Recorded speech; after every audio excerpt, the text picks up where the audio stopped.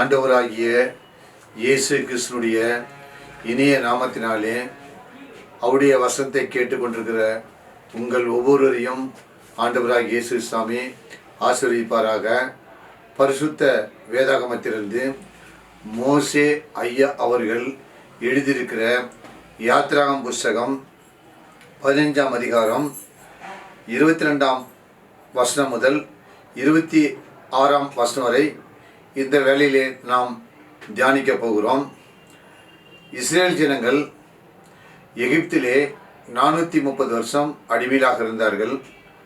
அந்த அடிமைத்தனத்திலிருந்து மோசே அவர்களை கர்த்தர் அனுப்பி அந்த ஜனங்களை இஸ்ரேலிலிருந்து விடுவித்து கொண்டு வந்தார். அவர்கள் செங்கடலை கடந்தார்கள். செங்கடலை கடந்த பின்பு இந்த சம்பவம் நடைபெறுகிறது. பின்பு மோசே இஸ்ரேல் ஜனங்களை சிவந்த சமுத்திரத்திலிருந்து பிரயாணப்படுத்தினான். அவர்கள் சிவந்த சமுத்திரத்தை விட்டு கடந்து வருகிறார்கள், பிரயாணத்துக்காக கடந்து வருகிறார்கள். வரும்பொழுது அவர்கள் சூர் வனாந்தரத்துக்கு புறப்பட்டு போய், சூர் என்ற ஒரு வனாந்தரம் இருந்தது, அந்த வனாந்தரத்துக்கு புறப்பட்டு போய் 3 நாள் வனாந்தரத்தில் தண்ணீர் கிடையாமல் இருந்தார்கள். கொஞ்சம் சிந்திச்சு பாருங்கள். நைட் அண்ட் டே வந்துட்டு 3 நாள் வந்துட்டு அந்த ஹார்வெஸ்ட் வனாந்தரமான பகுதியில் குடிக்க தண்ணி கூட இல்லைனாக்கா அவர்கள் எப்படி உயிர் வாழ முடியும்? அவர்கள் எவ்வளோ கஷ்டப்பட்டிருப்பார்கள். அந்த குழந்தைகளெல்லாம் எப்படி கஷ்டப்பட்டிருக்கோம். அவர்கள் வைத்திருக்கிற ஆடு மாடுகளெல்லாம் எப்படி கஷ்டப்பட்டிருக்கோம். அவர்களும் எவ்வளோ கஷ்டப்பட்டிருப்பார்கள். அந்த கஷ்டமான சூழ்நிலையில் தான் இந்த சம்பவம் நடைபெறுகிறது. அவர்கள் மாராவில் வந்தபோது, அவர்கள் இஸ்ரேல் ஜனங்கள் மாரா என்கிற இடத்துக்காக வருகிறார்கள். மாராவில் வந்தபோது மாராவின் தண்ணீர் கசப்பாக இருந்ததினால், அந்த மாராவில் பார்த்தீங்கன்னாக்கா தண்ணி ரொம்ப கசப்பாக இருக்குது. கசப்பான தண்ணி யாருன்னா குடிப்பாங்களா? கண்டிப்பாக குடிக்க மாட்டாங்க. அதாவது எல்லாரும் டிஸ்லைக் பண்ணுவாங்க. அப்போ தண்ணீர் கசப்பாக இருந்ததினால் அதை குடிக்க அவர்களுக்கு கூடாது இருந்தது. அந்த தண்ணி குடிக்க அவங்களுக்கு மனசு இல்லை, அவங்களுக்கு கூடலை. அதனால் அவ்விடத்துக்கு என்ன பேர் வச்சுனாக்கா மாரா என்று பெயரிட்டார்கள். அதாவது எப்படின்னா வாட்டர் ஷாப் மாரா, மாரா என்கிற பெயரிட்டார்கள். அதாவது பிட்டர், BITTR பிட்டர் சொல்லுவாங்க. அது ரொம்ப கசப்பாக இருந்தனால அந்த மாறான்னு சொல்லிட்டு அந்த இடத்துக்கு பேரிட்டாங்க.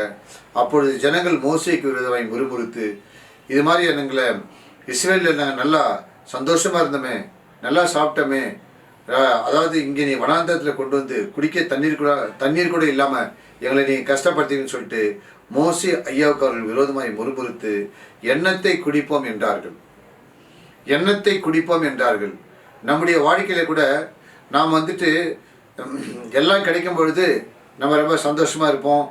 நம்ம என்ன செய்ய ஜெபம் பண்ணுவோம், வேதத்தை வாசிப்போம், எல்லாமே ஆக்டிவிட்டிஸ் எல்லாம் செய்வோம். ஆனால் கஷ்டம் வரும்பொழுது நம்ம என்ன செய்வோம்? குறை சொல்லுவோம், முறுமுறுப்போம்.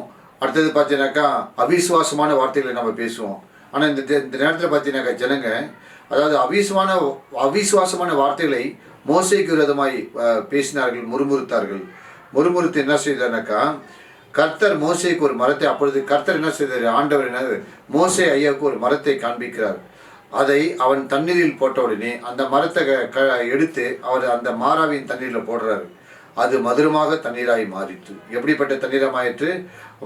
வாட்டர்ஸ் பிகேம், அதாவது ஸ்வீட், அதாவது பிட்டர் வாட்டர் ஸ்வீட்டான தண்ணீராக மாறிச்சு. அது மதுரமாக மாறிட்டு.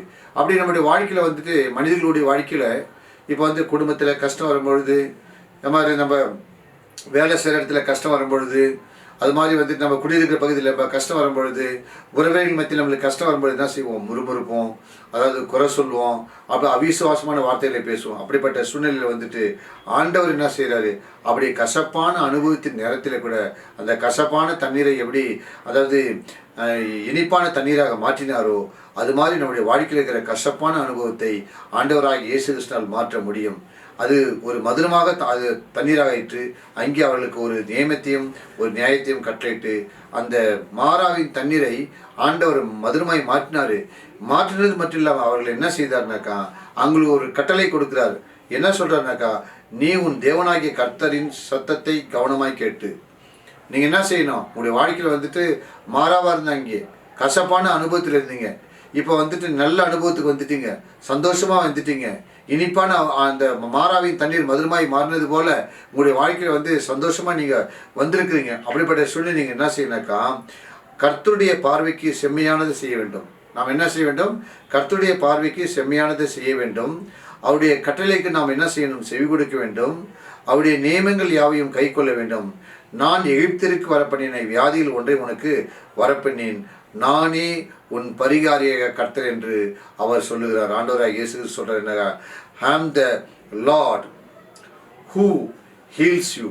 அதாவது என்ன சொல்கிறேன்னாக்கா, நானே உன் பரிகாரிய கர்த்தர். நமக்கு வந்து ஒரு பரிகாரி இருக்கிறார் என்றால் அது நாம் ஆராய்த்து கொண்டிருக்கிற ஆண்டவராக இயேசு கிறிஸ்தான். அப்படிப்பட்ட ஆண்டவராக இயேசு கிறிஸ்து நம்ம என்ன செய்ய முடியுது? பின்பற்றி செல்லும் பொழுது மாறாவின் தண்ணீர் மதுரமாய் மாறினது போல, நம்ம கசப்பான தண்ணீர் ஆனால் இனிப்பான தண்ணீராய் மாறினது போல, நம்முடைய வாழ்க்கையிலே இருக்கிற கசப்பான அனுபவங்கள் எல்லாம் மாறி என்ன செய்ய வேண்டும்னாக்கா, இனிப்பான சந்தோஷமான மகிழ்ச்சியான வாழ்க்கையை நாம் வாழலாம்.